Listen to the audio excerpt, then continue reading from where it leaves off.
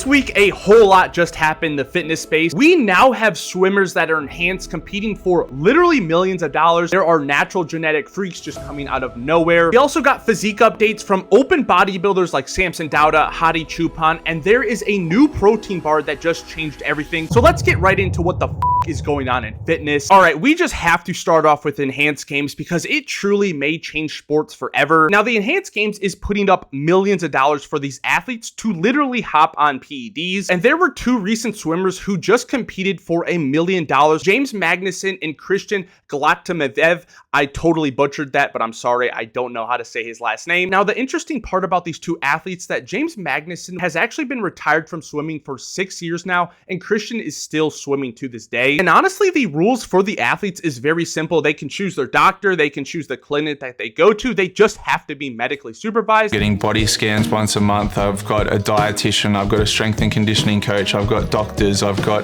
endocrinologists, I've got heart specialists. We've covered every base. I believe these swimmers were taking testosterone and peptides throughout this month-long challenge of trying to beat the world record 50-meter freestyle. And both athletes saw a big difference in how they could actually train. James went from training 6 days a week, 1 time a day, and just being exhausted after that 6th day to literally training 2 times a day for 30 days straight. Like, that is such a big difference. And by the end of this, after a 16-year hiatus of the world record being broken of the 50-meter freestyle, Christian actually broke the record, not only in trunks, but also in jammers. And seriously, with the money that the enhanced games keeps putting up for these athletes, I think we're going to see other athletes jump into the enhanced games to maybe potentially get a payday. Most of us know that there are definitely professional athletes that are on gear, on peptides, but imagine if they could just openly take it and just not have to worry about like consequences. Like, we know that there's MMA fighters who are definitely taking peptides and gear. It is so obvious. But with the way that pharmacology is, and especially peptides are going,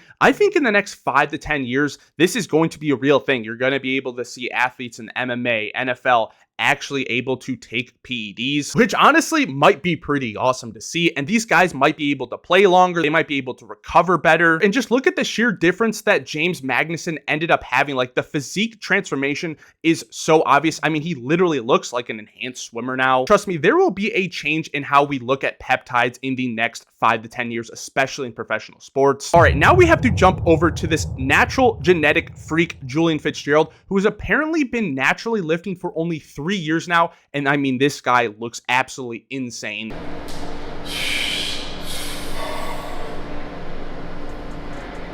Now, Julian ended up working out with Larry Wheels, who is obviously an enhanced lifter, and Larry is 265 pounds when they were working out, and I believe Julian is roughly 205 pounds. Now, of course, a lot of people are saying that this guy is not natural at all, and honestly, looking at him, yeah, the guy does not look natural. I'm going to be totally honest. His biceps and just overall arm genetics are crazy. His chest is insane. He has very blocky abs. His overall back is absolutely wild. Now, the only thing that isn't the greatest about his physique is he definitely has narrow clavicles. I mean, this is straight nitpicking, especially if like he wants to step on the Mr. Olympia stage, which I think he could totally do. I want you guys to comment down below. Do you guys think Julian Fitzgerald is natural? I'm going to say yes. I'm not going to worry about someone's natural genetics. I feel like that's something that you really shouldn't really care much about. If the guy says he's natural, I'm just going to take his word for it. But it is truly crazy seeing some of these young guys come out of nowhere and just having crazy physiques. I mean, there are people out in this world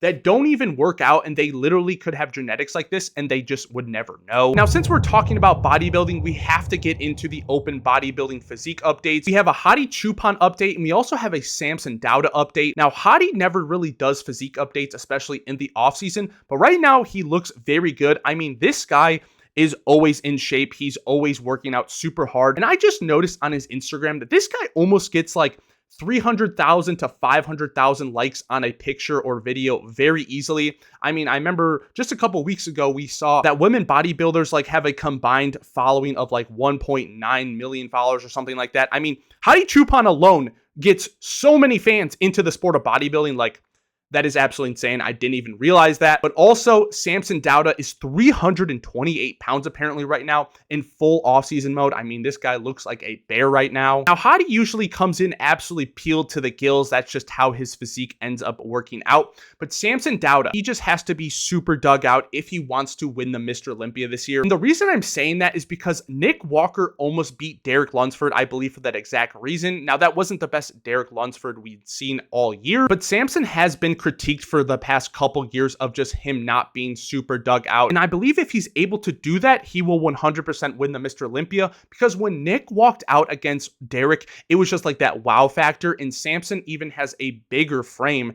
than Nick. And I think that people are just going to be like, whoa, what even is that if he walks on stage just absolutely peeled to the gills? But honestly, seeing this update at 328 pounds, I don't know if he's going to be able to do that. Now, he's a taller guy. He's around 5'11", but when Nick started his prep, he was just over 300 pounds, and he stepped on stage around 259 pounds. Again, Samson, different frame, much taller, so the weight difference is way different. Like, having 260 pounds on a 5'6", 5'7" frame is way different than a 6-foot frame. But it is going to be very interesting seeing 3 Mr. Olympias on a stage and one guy who is trying to become a Mr. Olympia, and that is Nick Walker. I truly don't know how this is going to shape out, but it's going to be very fun to watch. But let's talk about something that I'm very interested about, which is the David protein bar. Now, if you don't know what this is, it is the highest protein to calorie ratio protein bar on the market right now. It's only 150 calories for 28 grams of protein in a protein bar. That is literally better than some protein powders on the market. Now, you may be wondering, how do they get such a good ratio in the protein bar? Well, they're using something called EPG,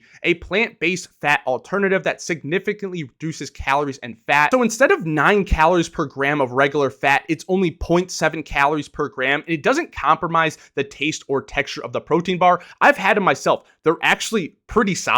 But where this gets actually interesting is that David Bar took it to the next level, and they actually bought the company that makes the ingredient EPG and has like all the technology for that company, and they bought it for $75 million, which obviously a lot of money, but I think that this is going to be worth a lot more money, because now when other companies want to use this ingredient, they have to go through the David Bar to get this technology or ingredient. But that also leads to something called being monopolized, because nobody else can use it. And it's very weird. When David Bar bought this technology, they said that they weren't going to make any other snacks. They just wanted to basically be able to mass produce the David Bar. And I know people personally who are trying to use the EPG technology, and now they cannot produce like a new protein bar or a new low-calorie snack because the David Bar now owns this, and they can do whatever they want. They can deny people, they can accept people. So now there's companies who are actually suing the David Bar because they ended up buying this ingredient and, again, creating basically a monopolized system. And truly, I believe if the EPG ingredient and technology can be used in just like all the fitness and health space, it is going to change a lot of things, because again, you can create things that taste very good with low calories and very good macros. Instead of having something from like the 200 calorie range with, 20 grams of protein up to like 300 calories, and again, 20 to 15 grams of protein, you can have something with at least half the calories for, 10 to 15 grams more of protein, which is pretty phenomenal, I'm not gonna lie. But that is officially everything going on in the bodybuilding, health, fitness space, you name it, we're gonna cover it. And if you made it this far into the video, I appreciate you guys. I love you guys, and I'll see you guys in the next one. Peace.